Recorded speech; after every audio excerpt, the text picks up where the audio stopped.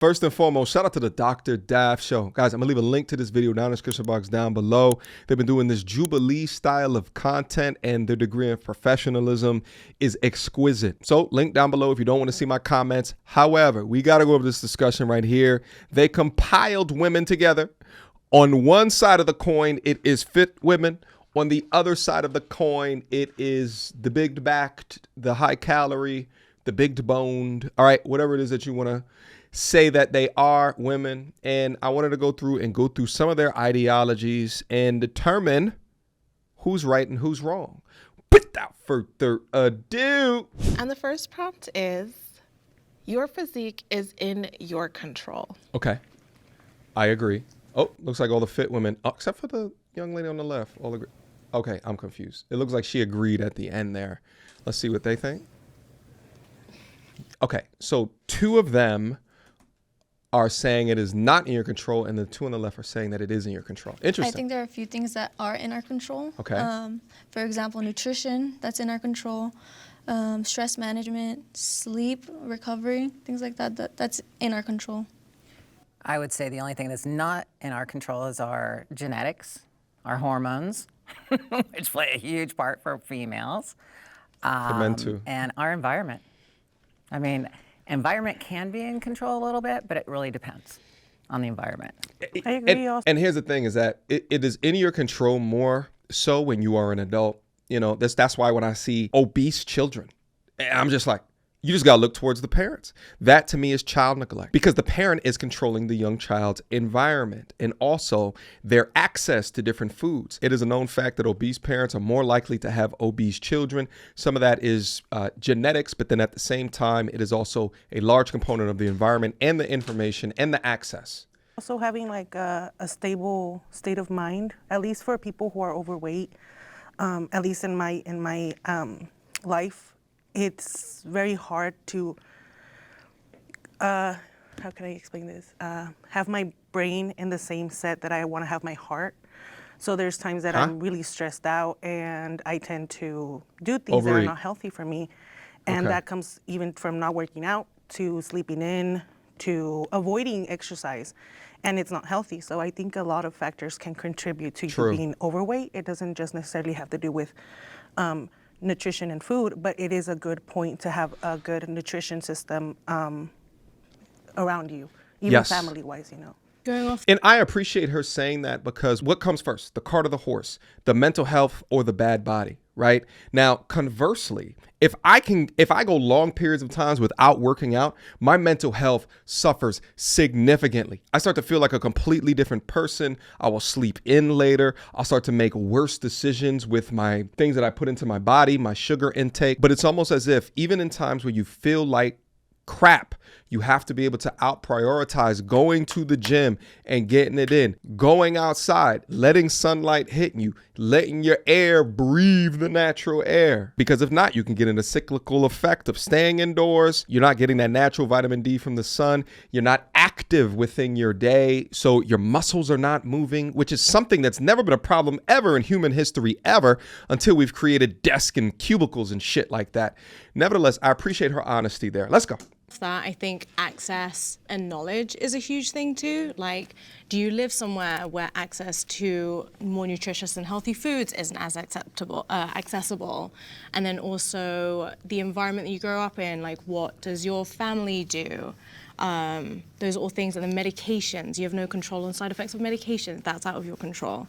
But yes, all the things that you guys mentioned in your control, but then there's so many other things that just are not within your control. And here's the thing is that as people hear this, don't allow the things that she said in order for it to be a cope within your own situation.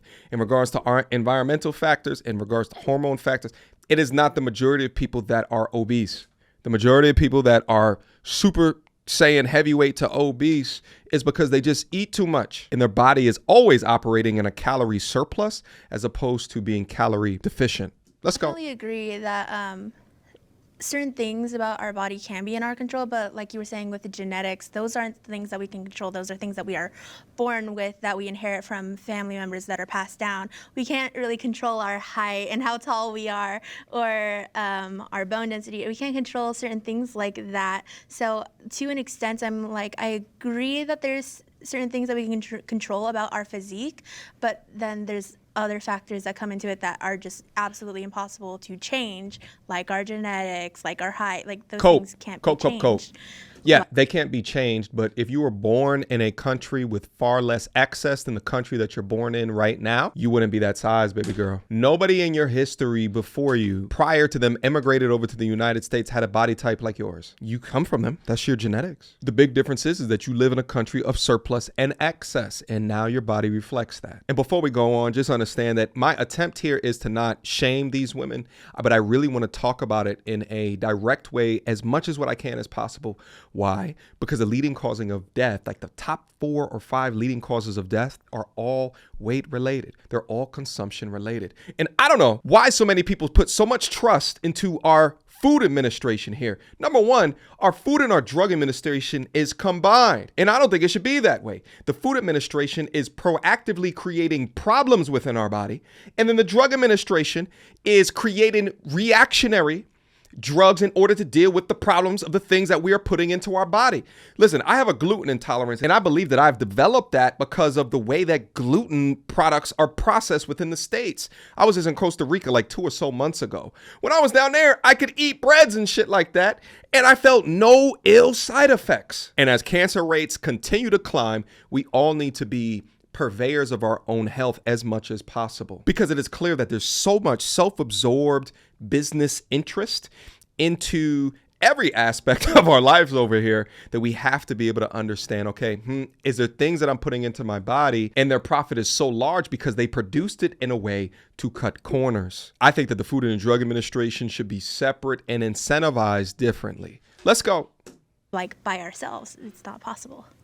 I wanted to just say, I kind of agree in the sense that like there are things that might arise that like we. By the way, I wonder if there was men here, if they would call them plus size men.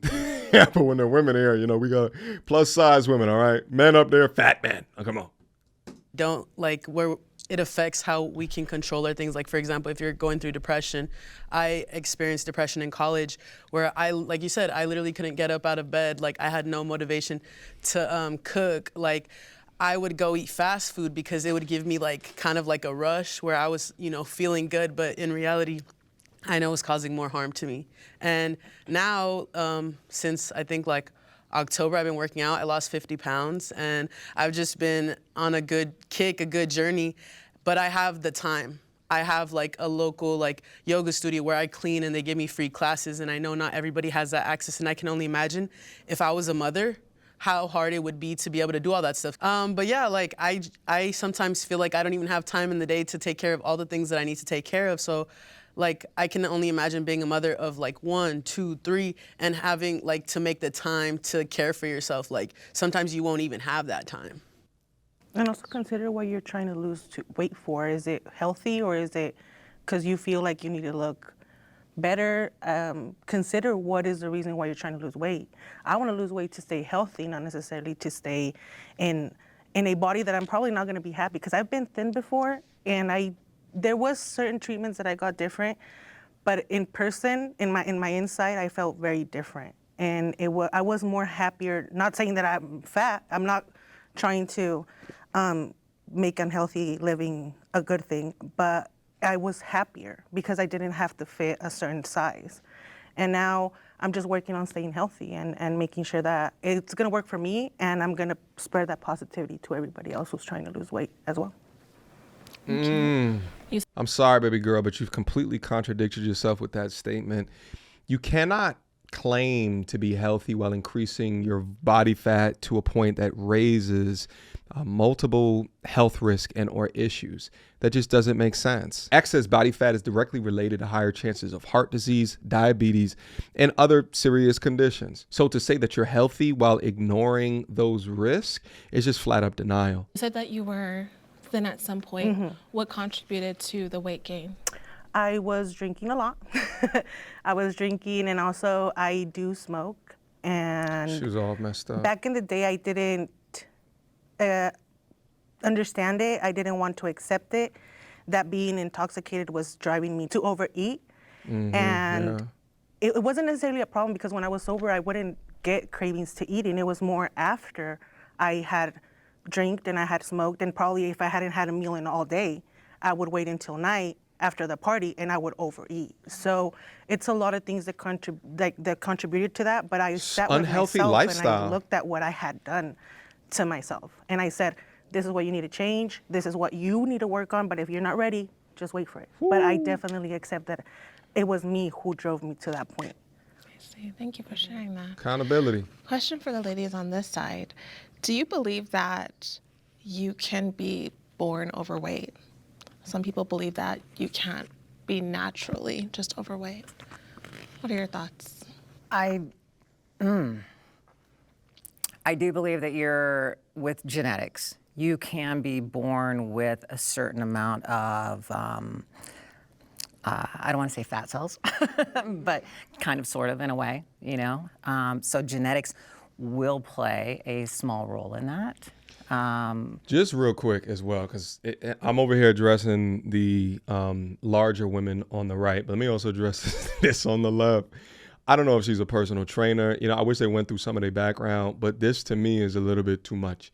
Like her arms look like she takes testosterone. I don't like this particular look. And I would be surprised if she's 100% natural. Even the tonality of her voice kind of is a lower register. And this is the body type that women generally think about. If they're like, oh, I don't want to go to the gym because I'm going to get all muscly. They're thinking about this body type right here without understanding that this is more than likely enhanced. Now, the young lady right over here, this to me, she has a pole vaulter's frame. This frame doesn't look enhanced. It looks natural to me. However, she looks like a collegiate NCAA, like Division I, or if not, an Olympian type of a body frame. But at the same time, you can, besides your height, switch those genetics. You know, you can do things to help prevent whatever genetically your disposition is to that particular, you know, whatever that is. So you can kind of a little bit, I would say, but I don't know. It's kind of touchy. It's a tough one. Yeah.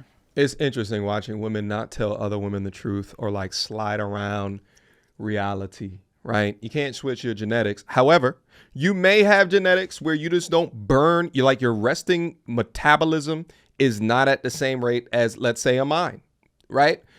Okay, you must understand that. And if you understand that, okay, I got a slower metabolism, well, then guess what? You get less mouth pleasure throughout your life if you want to maintain, or you're going to have to work out more.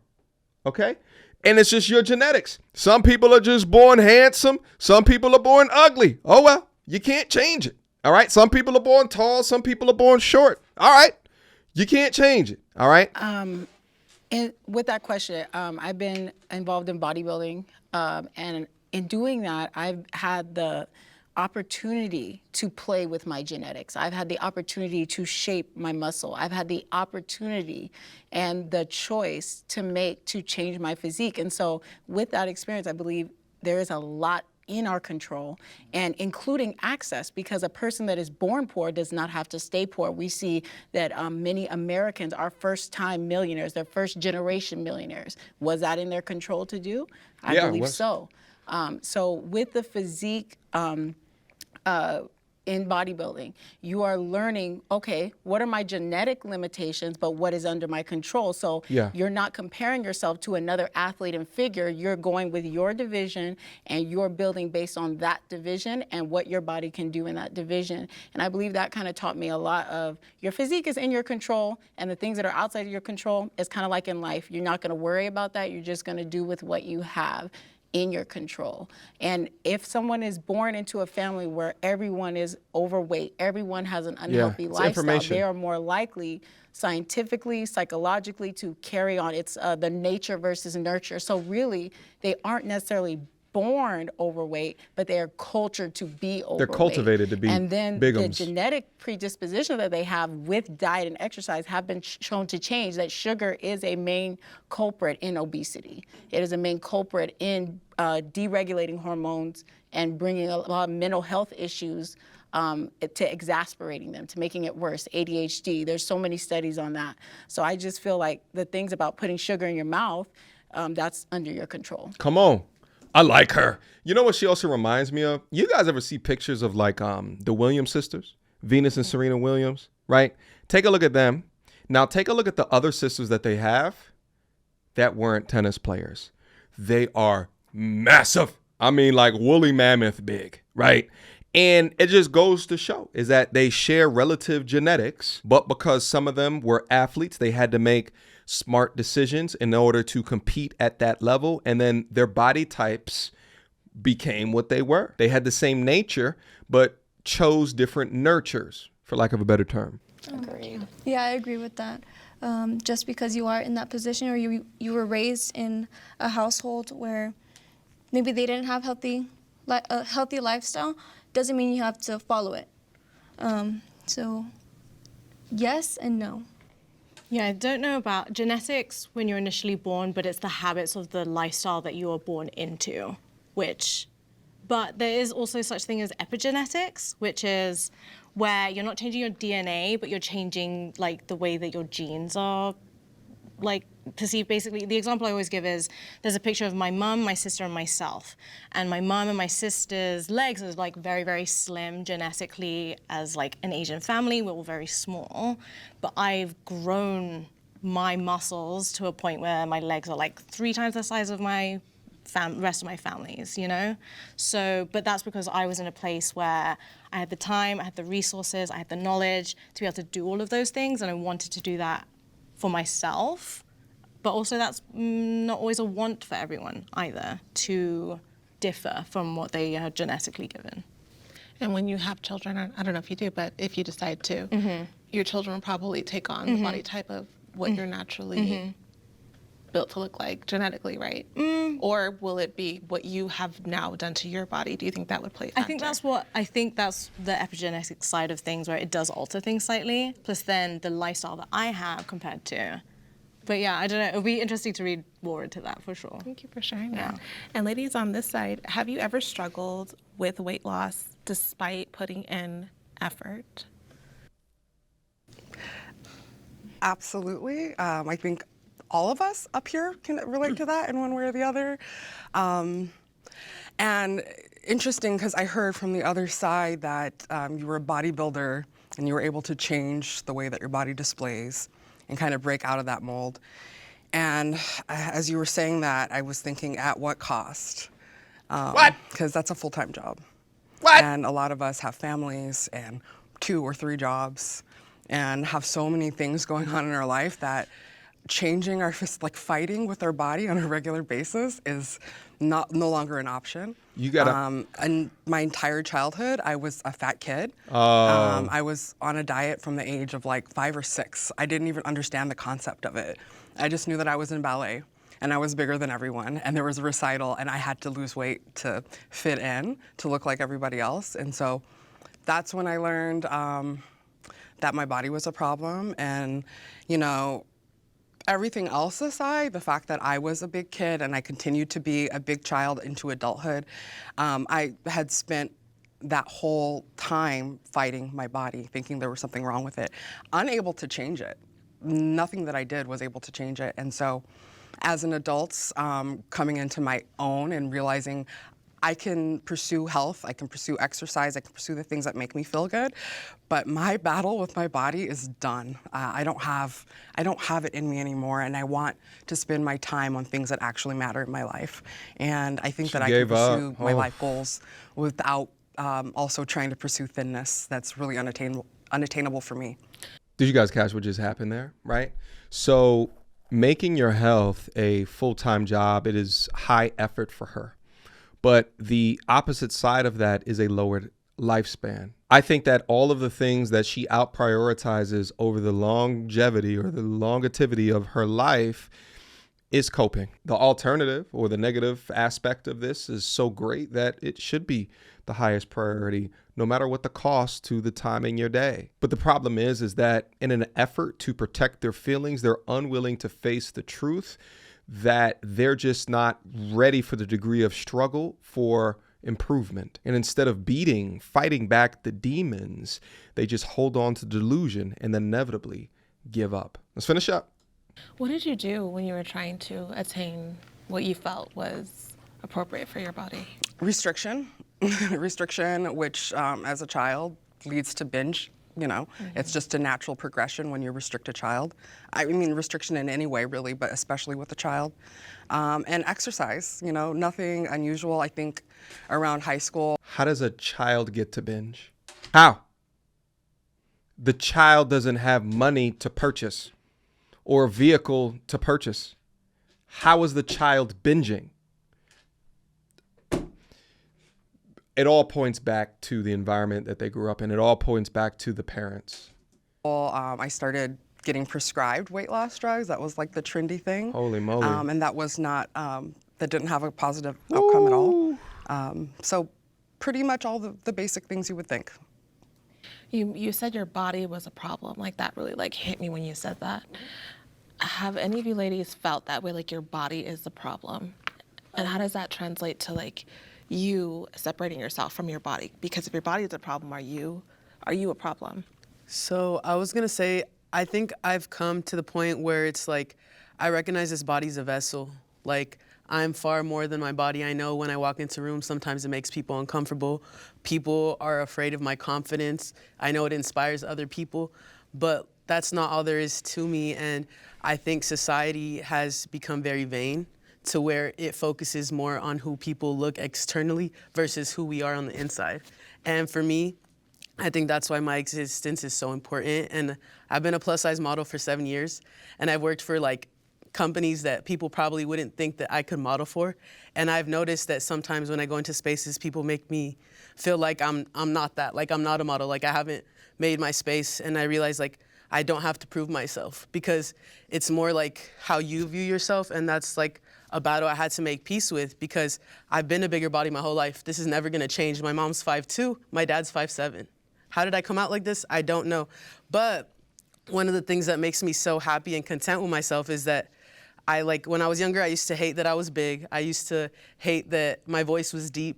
And like, I was like, why is my voice deep? Why am I so big? But I'm like, my message is powerful. My mission on this earth is powerful. That's why God gave me a deep voice, because I'm not meant to have a high-pitched, squeaky voice for whatever message I'm getting out there. And same with my body. I'm not meant to, not putting anybody that's a smaller body down, but where I'm meant to go, the places that this body's meant to take me.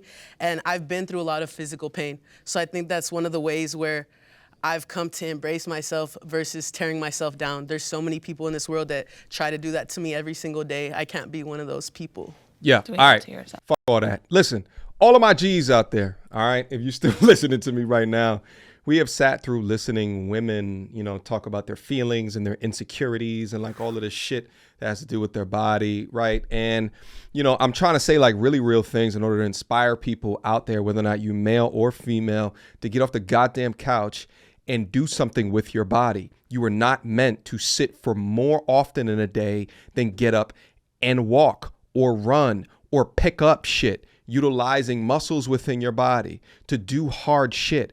That's who we are as people. That's who we are as men, all right?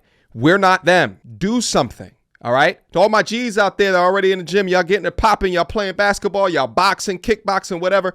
I ain't talking to y'all right now, but I got to inspire some of the men out there that are struggling from a mental health perspective, that need some motivation to get off the goddamn couch. The reality is that your body is your responsibility, nobody else's. What you put into your body and how it is that you're burning what is already in your body off, all right? It's not the doctors. It's not your mamas. It's not the police, the white man, the government, whatever the hell. It's nobody else's. It's only yours. And you must understand that, okay? Let the women talk about their feelings and how it's meant to be and like all of this shit. You're reducing your lifespan. If you try to run down the block, like just think of it from a health, like a being able to protect perspective. If you can't run 50 yards without your heart beating out your chest, you're incapable. You're not supposed to be there. Do something more than allowing your body to atrophy underneath the weight of gravity. There is nothing worth it on this planet that wasn't hard or uncomfortable to get. If it was, then everybody would be attaining it. Everybody would be getting it. There was no excuses for the environment that you grew up in and none of that shit. Comfort never pushed anybody to do better. It never pushed anybody to evolve. It's discipline, consistency, information and knowledge, and making hard choices that lead to long-term health, longevity, and as well as your own self-respect. I think the majority of mental health issues within our country here today would be nullified if those people had active exercise routines. Like I said earlier, that's why I'm so definitely afraid of getting injured, by the way. That's why I stopped playing basketball, because all my boys started going down with ACL this, Achilles tendon that, MCL that. I'm like, nah, I'm good, bro. Because I can't take a 3 to 4 month recovery time. Not at this stage of my life. I gotta go into the gym and I gotta be able to hit that bag as hard as possible, because if I can't, I'm gonna lose my damn mind. I swear for God. Anyway, let me get out of here, guys. Hopefully you guys have enjoyed my thoughts, my commentary within this conversation here today. There was over an hour left on their channel, for you guys to be able to go through. Maybe I'll go through something later, like in a week or a month or something like that, within this video or other video that's on the channel. But go up there, tell them MTR sent you, show them support, show them love, click on the like button, because this is absolutely fantastic content and I'm so happy to be able to pick it apart. All right. But listen, my G's, bump all that other shit that they talking about. That's what being a man is. Being honest with yourself, holding the mirror up to your face and holding yourself accountable. All right. Not having excuses, not wanting to be coddled. Respect your future self enough to do the hard thing today. All right, guys, until next time, peace. You don't wanna see me get vexed. Bars on your phone, tell a man you can't jet. The big the ones who can't stretch. Breaking the neck when we in the car next. You don't wanna see me get vexed. Bars on your phone, tell a man you can't jet. The big the ones who can't stretch. Breaking the neck when we in the car next. That bar, need defibrillation ASAP. Get boxed with a straight gap. I'm reminded of mind state they lack. Every time that they climb, we go way back. All they wanna be is just